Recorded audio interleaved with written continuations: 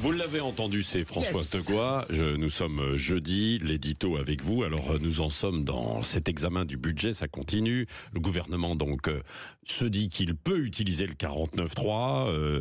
Michel Barnier a eu l'autorisation hier. Et comme toujours, en tout cas depuis quelques jours, c'est Marine Le Pen qui semble maître du jeu. Oui, alors c'est un paradoxe, vous savez Patrick, parce que côté face, évidemment, elle est le maître du jeu à l'Assemblée nationale, Marine Le Pen. De son bon vouloir dépend la survie de ce gouvernement.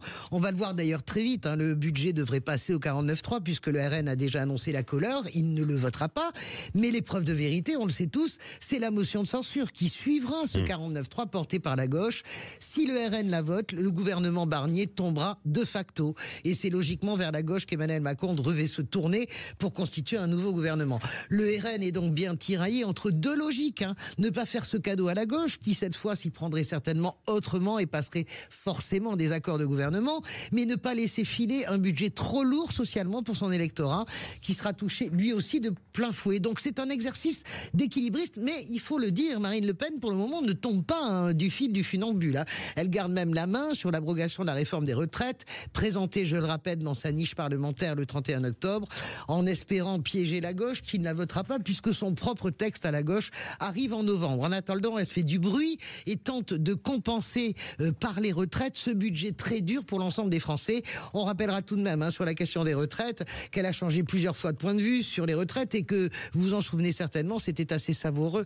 Jordan Bardella, pendant les législatives, s'était emmêlé les pinceaux dans une interview évoquant même un départ à 66 ans à la retraite. Ouais. Mais qu'importe, elle tente de s'afficher comme championne des classes populaires.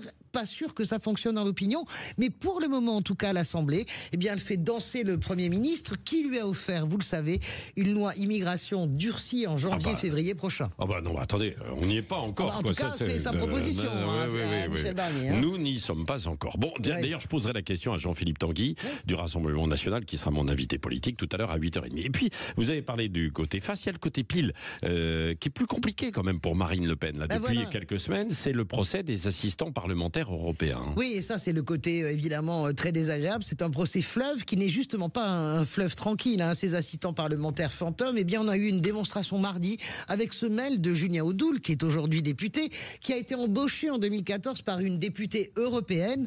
Et alors qu'il est embauché depuis 4 mois, il envoie ce mail à la patronne du Front National de l'époque, Marine Le Pen, en lui disant « J'aimerais bien, Marine, aller à Strasbourg pour voir comment ça se passe ». Alors c'est assez évidemment accablant. Marine Le Pen, vous le savez, contrairement à François Bayrou, est jugée pour détournement de fonds, puisqu'elle était aussi députée européenne, là où Bayrou, lui, était jugé pour système frauduleux, ce qui est beaucoup moins lourd comme charge. Alors il y a bien sûr un risque sur une peine d'inéligibilité au printemps 2027, mais c'est surtout un moment très compliqué à traverser politiquement et qui la pousse aussi, je pense, à ne pas bousculer le fragile équilibre politique actuel, au risque elle-même d'être entraînée dans le chaos. Merci Françoise Degois, vous revenez tout à l'heure à 8h10.